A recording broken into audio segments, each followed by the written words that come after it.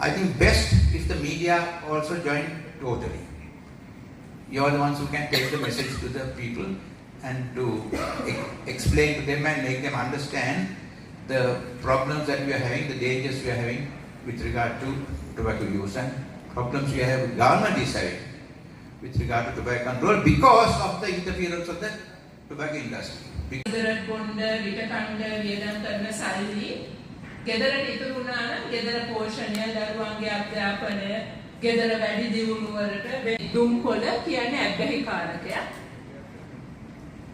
ඇබ්බැහි කාරකයක් කියලා දැන වාණිජ්‍යමය අරමුණකින් නිෂ්පාදනය කරන අලෙවි කරන සමාගමකින් ලාභ ලබන වෙළඳ භාණ්ඩයක්. බදු ප්‍රමාණය බිලියන 111යි. භාගයට භාගයක් රජයට පාඩුයි. සහ මේ බදු මුදල් මේගොල්ලෝ ගෙදරින් ඇමරිකාවෙන් එංගලන්තෙන් ගෙනේවා නෙමෙයි ලංකාවේ මිනිස්සුන්ගෙන් එකතු කරලා ආන්දෝලන දෙන සැරේ මැරෙන සිගරට් එකකින්. ලෝකයේ සිගරට් එක දුෂ්කර නිසා මැරෙන සංඛ්‍යාව අවුරුද්දේ මිලියන 8යි. ඒ වගේම මේ දුම්කොළ වල තියෙන ලංකා ප්‍රසිද්ධ ස්ථාන ඒ සම්බන්ධයෙන් දැන් පොලිසිය දැනුවත් කළා.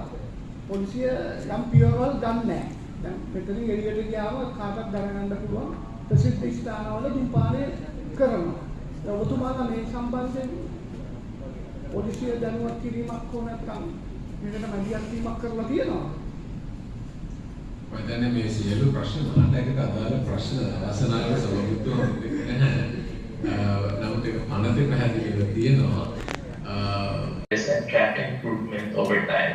So Sri Lanka has been doing the index since 2019, and this year we have achieved a milestone and covered at least 100 countries in this survey. Next slide, please.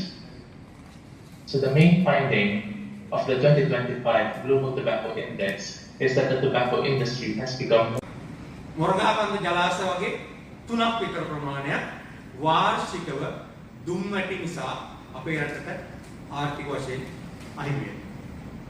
ඊළඟට from 8% to 18%, you saw corporate income tax going from 24 to 30%.